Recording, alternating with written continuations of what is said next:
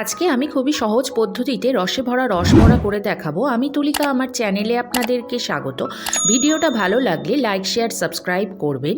দেখুন বড়াটা কি সফট হয়েছে। তো চলুন রান্নাটা স্টার্ট করা যাক। আমি এখানে 150 গ্রাম বিউলির ডাল নিয়েছি, যেটা আমি ওভারনাইট ভিজিয়ে রেখেছিলাম। দেখুন আমি ডালটা ভেঙে দেখিয়ে দিচ্ছি কীরকম ভেঙে যাচ্ছে। এবার আমি এটা মিক্সিতে গ্রাইন্ড করে নেব। ডালটার পেস্ট করার জন্য খুবই কম পরিমাণে জল আমি ইউজ করব।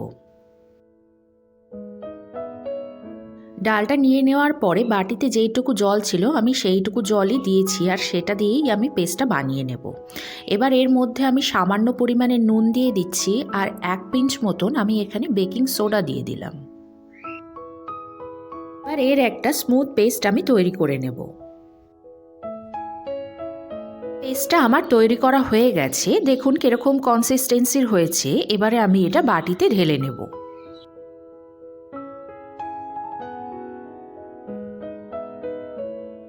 এটা আমার বাটিতে নেওয়া হয়ে গেছে। এবার আমি এটাকে একটু ভালো করে ফেটিয়ে নেব। এর মধ্যে আপনারা যদি চান মৌরিও ইউজ করতে পারেন, তবে আমি এখানে মৌরির ইউজ করব না। ব্যাটারটা আমার পুরো ফ্যাটানো হয়ে গেছে। সেটা চেক করার জন্য আমি সামান্য একটু ব্যাটার জলের উপরে দিচ্ছি। এটা যদি ভাসে তাহলে জানবেন এই ব্যাটারটা পুরো রেডি হয়ে গেছে। দেখুন জলের উপর কীরকম ভাসছে।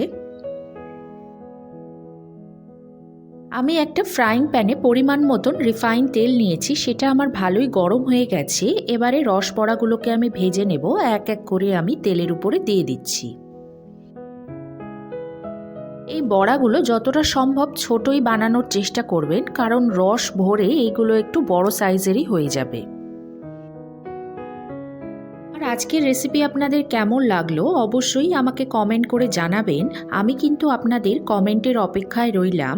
দেখুন বড়াগুলো আমার সব দেওয়া হয়ে গেছে। এই বড়াগুলো কিন্তু গ্যাসের মিডিয়াম ফ্লেমে ভাজতে হবে, লো ফ্লেম করা যাবে না, তাহলে অনেক তেল টেনে নেবে। এবার দেখুন বড়াগুলোকে আমি এক এক করে উল্টে দিচ্ছি। বড়াগুলোকে উল্টে পাল্টে একটু লাল করে ভেজে নিতে হবে।